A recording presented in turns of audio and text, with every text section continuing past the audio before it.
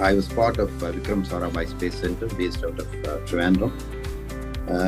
It was a very exciting journey of my stay there, where I could handle certain project of national importance.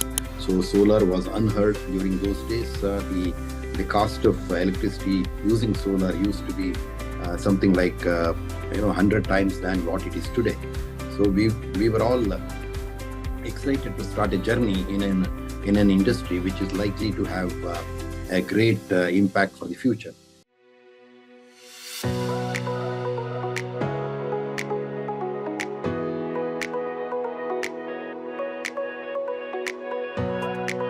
Ladies and gentlemen, welcome to the esteemed FaceTime with Leaders, an initiative by World Development Corporation. I'm Sunny Pancholi, anchor at World Development Corporation.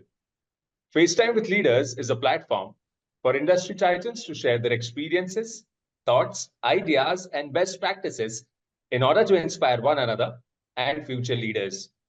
In a nutshell, we attempt to encapsulate the multi-decadal learnings acquired by these industry leaders. We have one such multi-industry stalwart on FaceTime with Leaders with us today, Mr. Keshav Prasad. He is a mechanical engineer with MBA in Marketing and TQM. He has 30 plus years of experience as a technocrat, business leader, and renewable energy domain expert. He is currently an entrepreneur and advisor for multiple technology and infrastructure companies in India and overseas. He has served under multiple roles like EVP, Chief Operating Officer, CEO, and Director with multiple energy companies, reviewing companies' performance, including ESG. Welcome to FaceTime with Leaders, Mr. Prasad. Thank you, Sunny. It's a pleasure interacting with you. Likewise, sir. So to begin with, could you elaborate on your journey from being a scientist at Vikram Sarabhai Space Centre to your current role? Yeah, I think I was fortunate enough post my graduation to join in a very esteemed organization, which we all know today, ISRO. So I was part of Vikram Sarabhai Space Centre based out of Trivandrum. It was a very exciting journey of my stay there, where I could handle certain project of national importance. And I really liked when I came out after 5 years, what I really liked in that organization, which we all as Indians are very proud of that organization today, is the collaborative work culture, very structured. Whenever any failure happens, there is a structured root cause analysis process, which helps learning lessons out of failures, and which leads ultimately to success. I also got some sort of a sense of a national pride. And the culture is driven by outcome.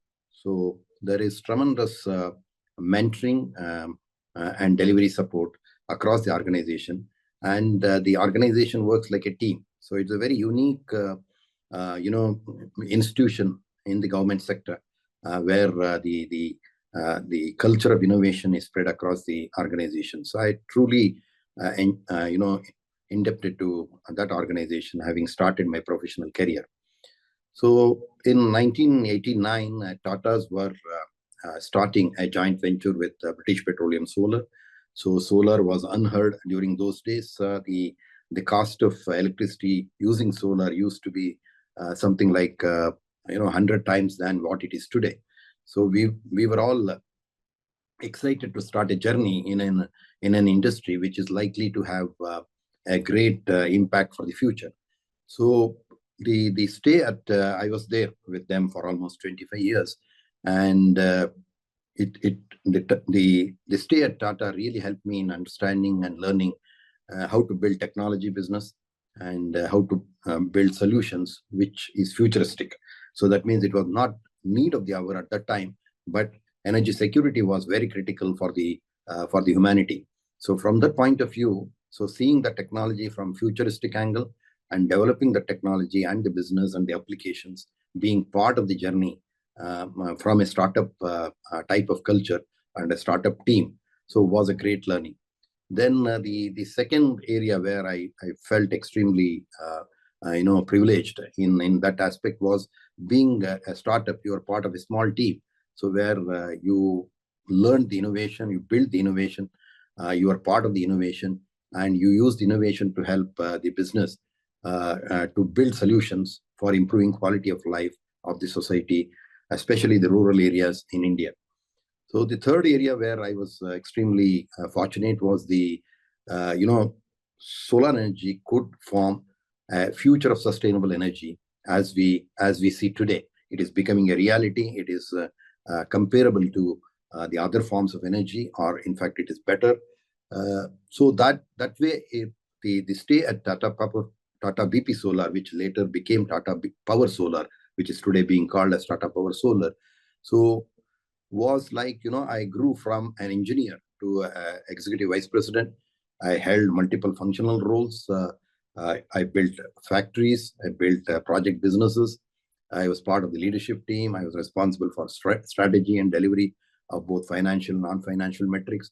So overall, it helped me in building my own personality and career from a stage where you were part of, from virtually like a bottoms-up approach, where you were part of a small team, to a place where I used to manage about 1,000+ people as my team members. So that helped me in providing, the stature, the professional leadership abilities. I learned a lot in that organization. So then in the last 10 years, I've been part of, project development company. So having seen the sector from manufacturing, technology, procurement to EPC, so I was not exposed to an environment of project development where investment is involved, where construction of projects is involved, where divestment is involved, funding is involved, financials are involved. So that was the area where I always wanted to explore. So that is where IL&FS Energy gave an opportunity there. So I built their solar portfolio, including the solar projects, solar parks. So I was beyond the EPC part, where I was not exposed to in terms of project development, feasibility, business development, financial closure, EPC, operations, and divestment. So all the complete cycle. So the experience at IL&FS Energy gave me a perspective starting from wafer to wire management in the solar sector. So as a complete cycle, so probably very few in the industry who has an opportunity to see the sector from all the functions, whatever is involved in the complete value chain. So I was fortunate to be part of each of those value chains.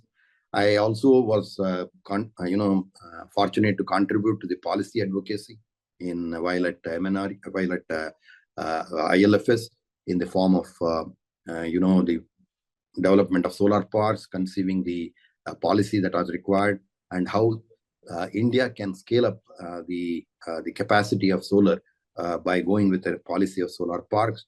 And then, of course, it also gave an opportunity to lead the company, lead the businesses. I grew as a CEO, and then performance delivery, including P&L, and we built capacities of both solar project and the solar park, and delivered a consistent revenue. So that way, the professional experience of all the three entities, what you saw, have been highly enriching and very fulfilling. Very few in the industry will get such an opportunity where you see the sector from all the parts of the value chain, and have that confidence to deliver what you intend to do, not only in the sector, any sector you can do. So that was the confidence it built. Last 6 months, I've been, delivering as an entrepreneur, and delivering the consulting service for startups to ready to scale type of organization to large size organizations. So that way, it is helping me, the background what I acquired, helping me to build businesses for entities through strategic business and technology consulting. So this is the profile and the value which I cherish over a part of last 30 years. Mr. Prasad, thank you for the excellent start to this interview. And I must say, your career journey is truly inspiring. Thank you. So continuing our conversation, our viewers would like to know, Mr. Prasad, yeah. Given your experience in entrepreneurship, what leadership and other qualities do you carry? Yeah, it's the some of the traits which I've acquired as a part of my personal journey as an individual, as well as a professional journey in the three organizations what you saw. Uh, See, one is that to acquire the expertise in building a sustainable energy business, both the domain as well as the management part. So if you want to build sustainable energy today, so obviously you need to have a conviction, you need to have passion in that space, that is on the personal side. The second part is that you need to have the um, expertise from the domain side, the technology, the applications, and the practices, and then the management.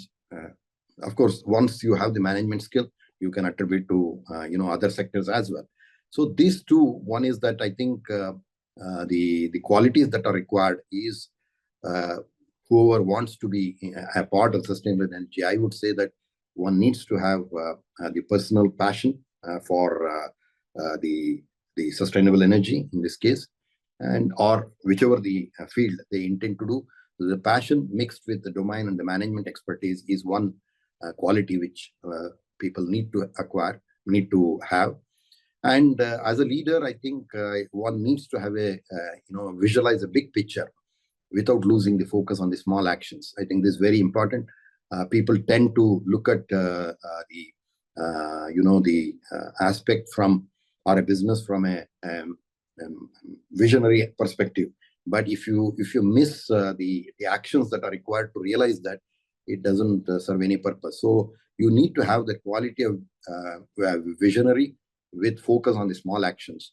So the third one is I feel that one needs to have I believe that the implementation skill for a leader is a must.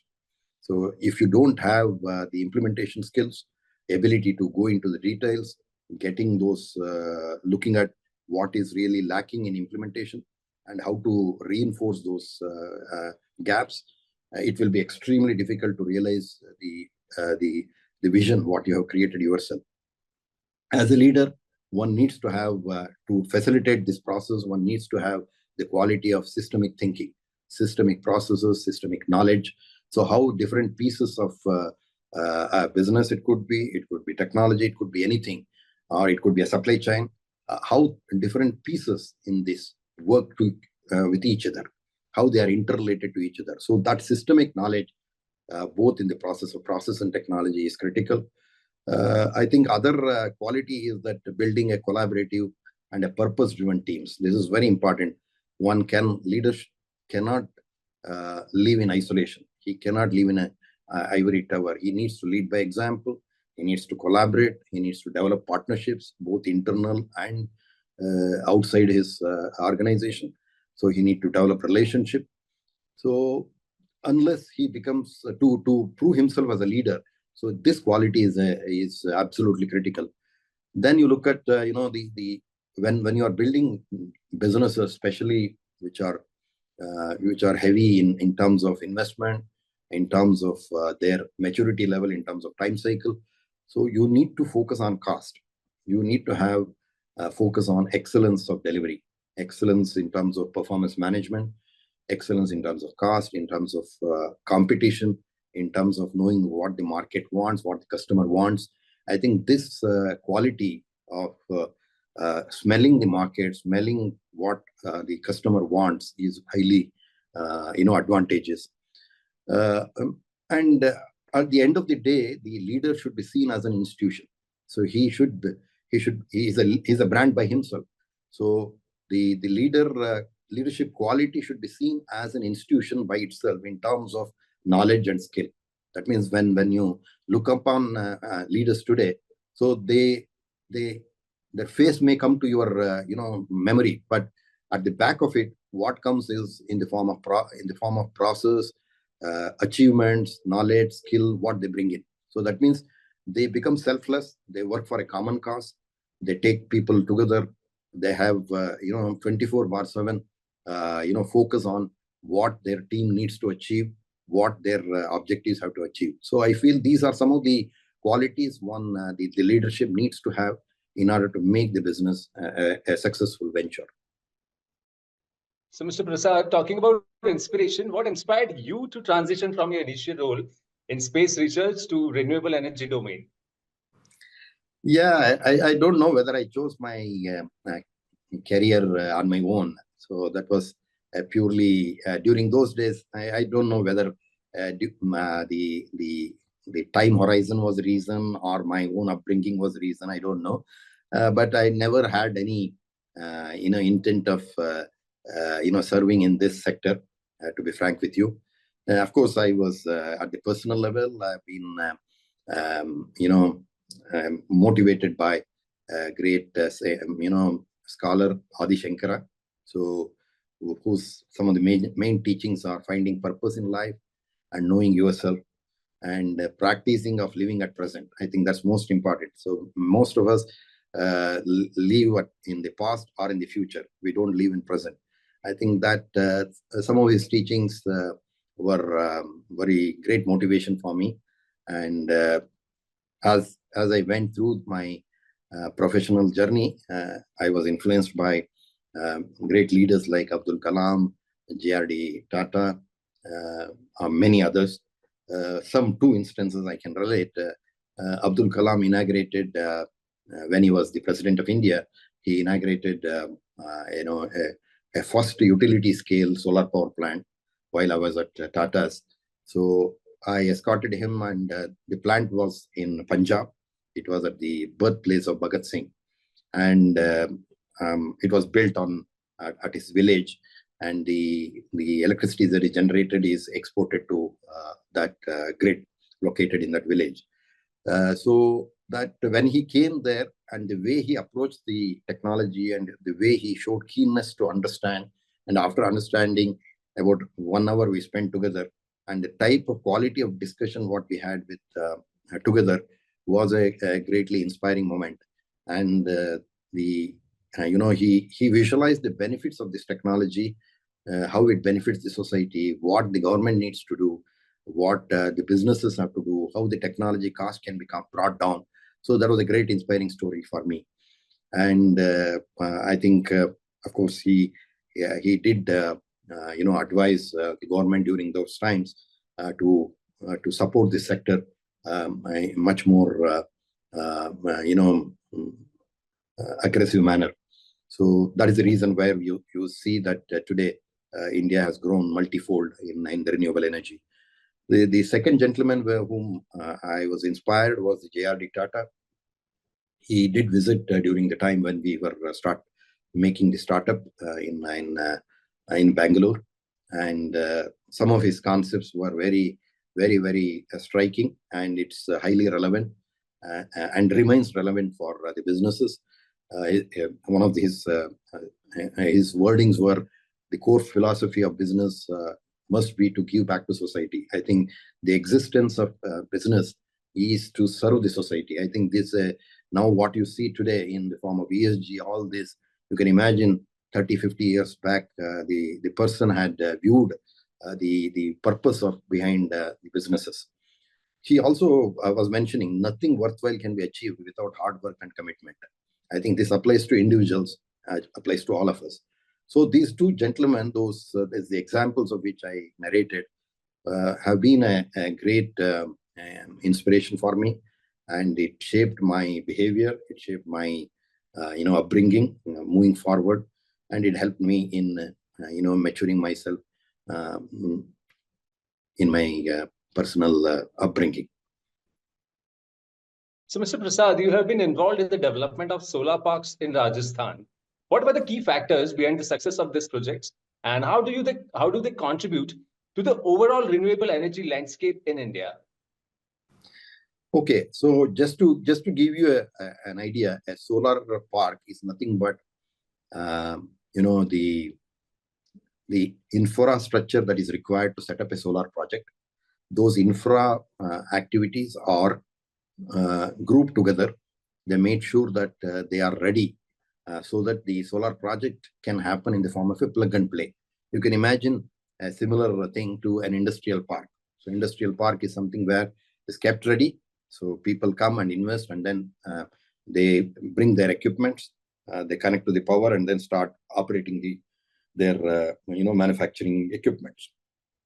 Similar to that, this concept, in the solar sector during those days, you can say 10 years before, India's total, you can say 2012, 2013, India's total cumulative solar installations were less than 200 megawatt. Can you imagine? Total installations in 2011, 2010 type, so about 10, 12 years before, total cumulative installations were 200 megawatt. Now you can imagine that the capacity that is added in the last 10, 12 years, that 200 megawatt has gone to something like 80 gigawatt today. So that is the scale that has been achieved. So now to achieve the scale, we visualized a couple of, during those days when we were as a part of the industry body, when we were brainstorming with the ministry, lots of great personalities, both from the ministry and the business, where we interacted with them to shape the policy in such a way that such a significant growth can happen and India can reap the benefit. So it used to be the area where the solar projects were getting affected was in terms of timeline. So the land was always a problematic case in terms of acquiring the land. The corporates spend a lot of time, and then it takes there is no certainty in terms of timeline. Lots of litigations may happen. Then you have to lay a transmission line, you have to do substations. So to do these infra activities, there used to be a lot of challenges, a lot of time being spent, money being spent. So that is the area where we thought, let us carve it out. We will define that as solar park, create a policy, create large size solar parks of gigawatt scale, 1,000 megawatt, 5,000 megawatt, 10,000 megawatt. And then within these parks, we create small blocks of 100 megawatt, 200 megawatt, like that. And there where people come in and then they invest in those. There is a bidding that happens, and people will start offering the tariff at which they will be ready to sell the electricity or solar electricity. So that way, the solar park gives an opportunity, and it was a win-win for both for the government as well as the project developers. So the policy was made, and Rajasthan was the state of Rajasthan was the leader in embracing that park, and afterwards you had Andhra Pradesh, you had Karnataka, other states came in.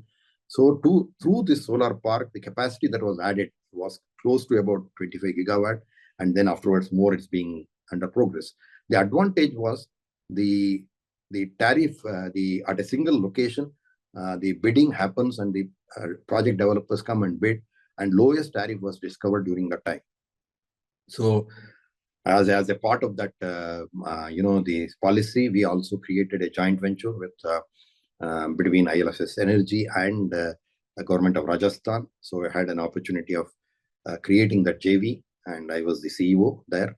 And that helped, the concept of solar park helped in bringing down the total implementation timeline of solar park, reducing the cost of solar electricity, and accelerating the timeline of implementation. These three were the significant benefits of solar park.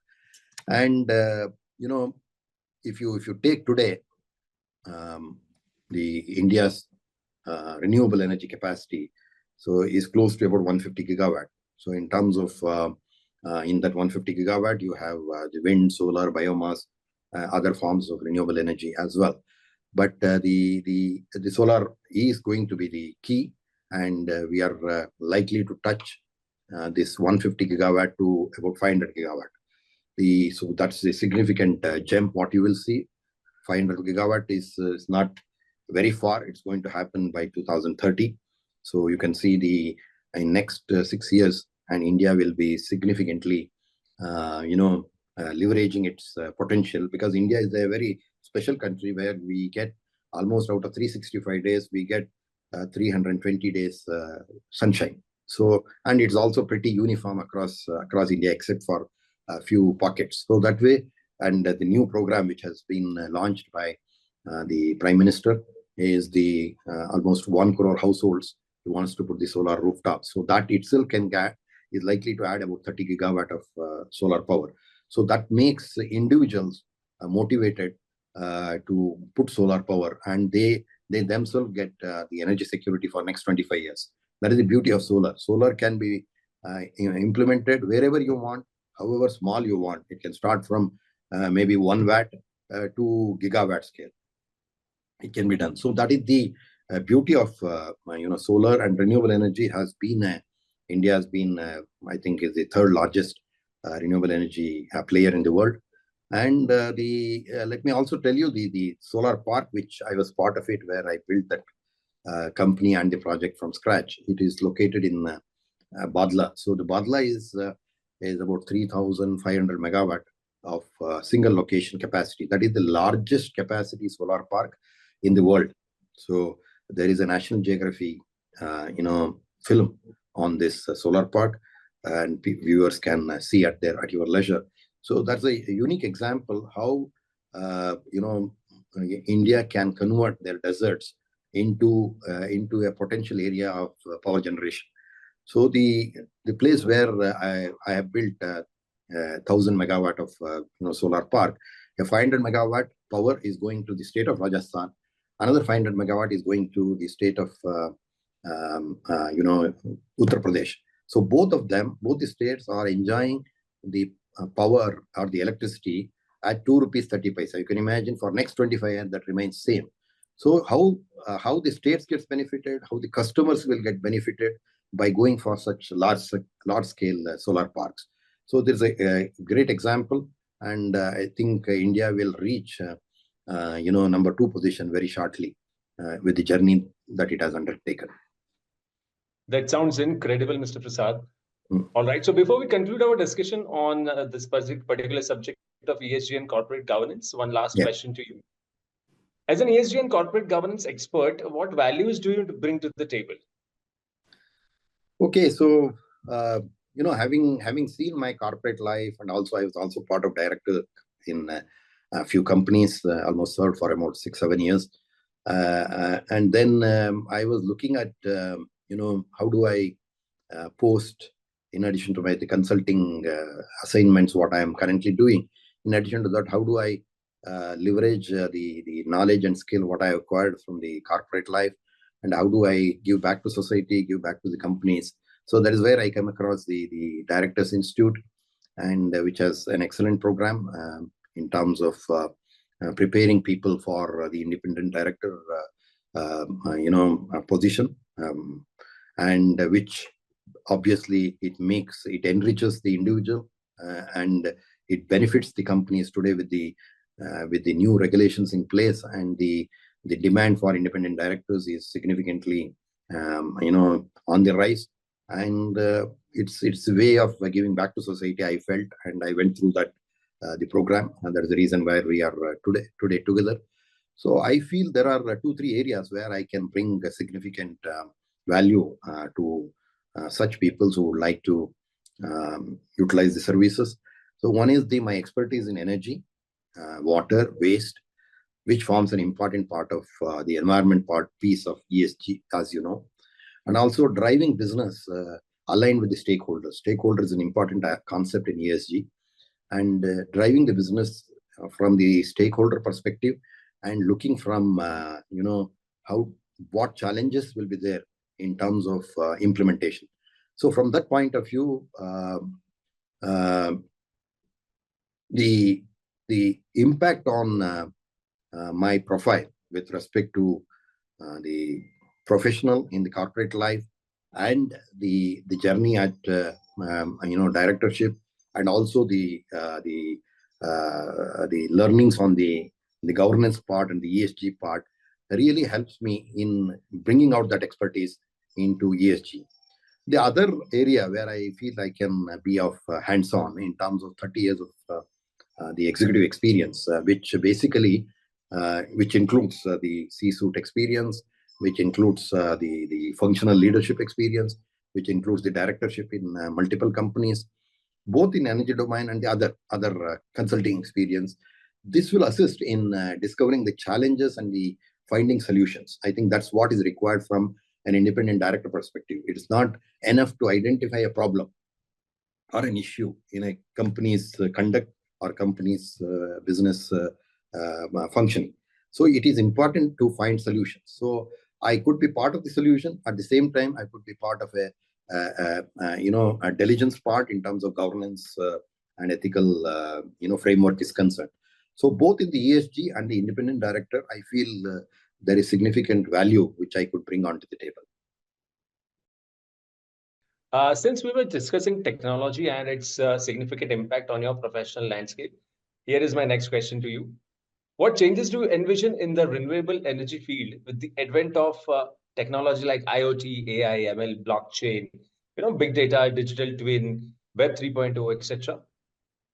Yeah, good. It's a good question, Sunny. So it is true that the solar sector is getting benefited from some of the data analytics and predictive maintenance. The look at today because this asset is going to remain there for 25 years, you need to get maximum life out of it. And also, if something goes wrong, you should detect them as early as possible. I think these two aspects, because it has a direct impact on the investment return on the investment. We call it as internal rate of return or the return on equity XYZ. So those metrics will significantly get impacted if the energy yield performance is lower than what you have estimated in the beginning of the project. So to make sure the project, the plant or the solar investment delivers a superior return, you need to look at how do I make sure my plant, which has been installed on day one and on the way it has been designed, delivers the similar performance till end of its life or extend its life. So beyond 25 years, it can do. So that part, you need a lot of intelligence, a lot of technology, a lot of data analytics, IoT, all these technologies are coming in. So lots of technologies are coming in. I hope they will benefit in terms of, for example, one of the areas I can give you an example is the dust. Dust was an important element which will bring down energy generation. So India is prone to dust, and if you don't clean it regularly in the sense that once in 10 days, 15 days, if you don't clean it, the energy output yield can come down up to an extent of 10 to 15%. So that means to that extent, your investment return gets impacted. So as a result, in such scenarios, so the innovation happened in the form of robotics. So the robotics today plays a major role, and it becomes, it is like OEM's equipment. Like before the plant is built, the robotics are built as a part of the plant. So that means the robotics cleans it comes automatically. It is an autonomous, component of the solar plant, and automatically it comes on during the evening and cleans up before the sun rises. So that way you optimize the energy output from the plant. So robotics is one example. Second is the performance estimation of performance generation estimation, performance generation prediction. So this is again, you will have to look at what is the weather pattern tomorrow with all the climate change happening. You have to look at on a very near horizon basis, next 24 hours, how the energy is going to do, how do I drive my plant in terms of performance. So then looks at, can some component of a plant, can it go wrong next week? So if it goes wrong next week, how do I fix it today? So this is the part of intelligence and the technology which is coming in and which is helping the industry in becoming more efficient and more profitable. Absolutely fantastic, Mr. Prasad. And thank you for sharing such amazing insights into different subjects. So this brings us to the last question of the session, and here it is. We are building a community of industry magnates. The move is meant for cross-pollination of knowledge and building a knowledge-sharing community of corporate giants and industry experts. So what are your thoughts about these initiatives taken by Mr. Zishan Pathan, Mr. Heval Mehta, and the team of World Development Corporation? Yeah, it's a great initiative. I must compliment both of them. I think you are doing a human service because there are two pockets. One pocket of professionals who have excelled in their journey. They have the expertise, they have the knowledge, they have the skill over the period of 20, 30 years they have acquired in their life. At the same time, there is another set of industry which is in need of those. So you are bridging that gap. So that way, I feel fortunate to be part of your initiative, and I wish both of them all the best. And I'm sure the industry will get benefited and the professionals get benefited. Thank you. Great. It was fantastic conversing with you, and I'm confident that your insights will inspire future leaders. Thank you, Mr. Prasad, for joining us today. Wish you the best for your future endeavors. Thank you. Thank you. Thank you so much. Have a nice day. Thank you.